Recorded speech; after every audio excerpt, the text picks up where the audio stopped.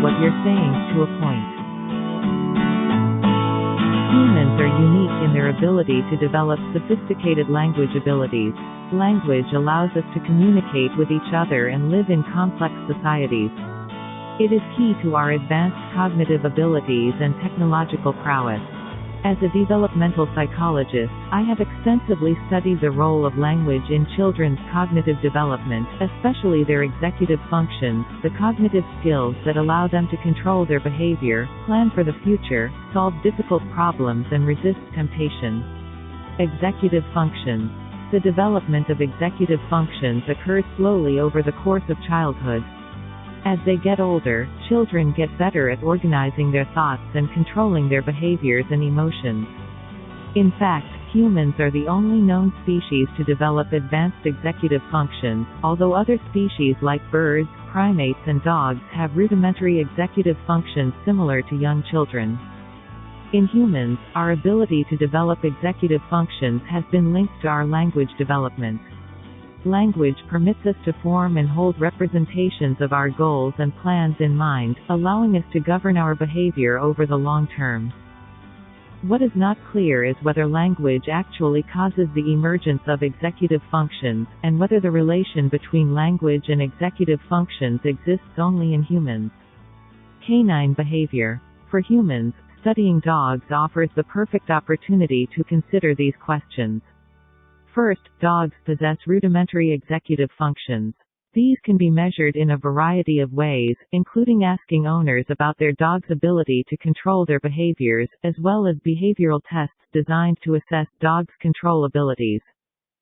Second, not only do we expose dogs regularly to human language, but research also indicates that dogs can perceive different words and can learn to respond to specific words. For example, 3 dogs, 2 border collies named Chaser and Rico, and a Yorkshire Terrier named Bailey, learn to respond to over 1,200 and 100 words, respectively. However, many dog language studies have been limited in scope, either examining the word-based responses of only one or a small sample of dogs, or the responses of multiple dogs, but only to select words. One exception was a study in which 37 dog owners were asked to list words they believed their dogs responded to consistently.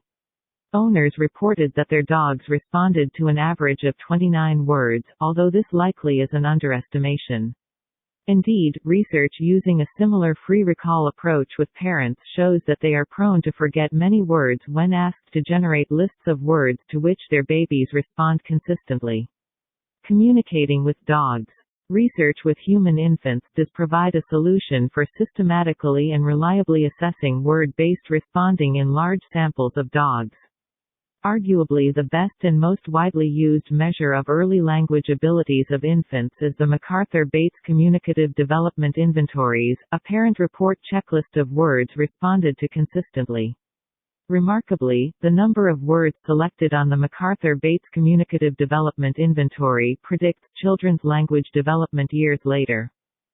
In 2015, I began a collaboration with psychologist Catherine Reeve, at the time a graduate student working on dog scent detection abilities.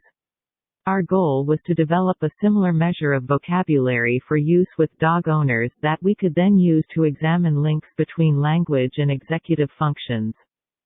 We developed a list of 172 words organized in different categories, for example, toys, food, commands, outdoor places, and gave it to an online sample of 165 owners of family and professional dogs.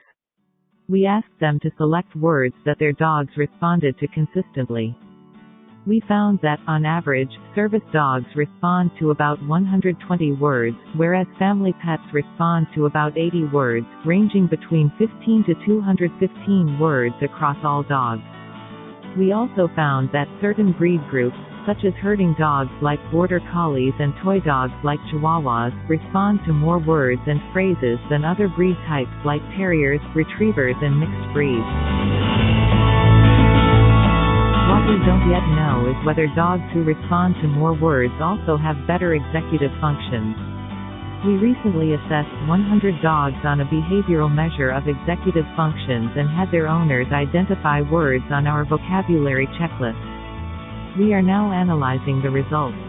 I first became interested in studying dogs to see what they might tell us about child development. That said, this research might also provide important practical information about dogs. For example, it is very expensive to train puppies for service work and many do not make the final cut.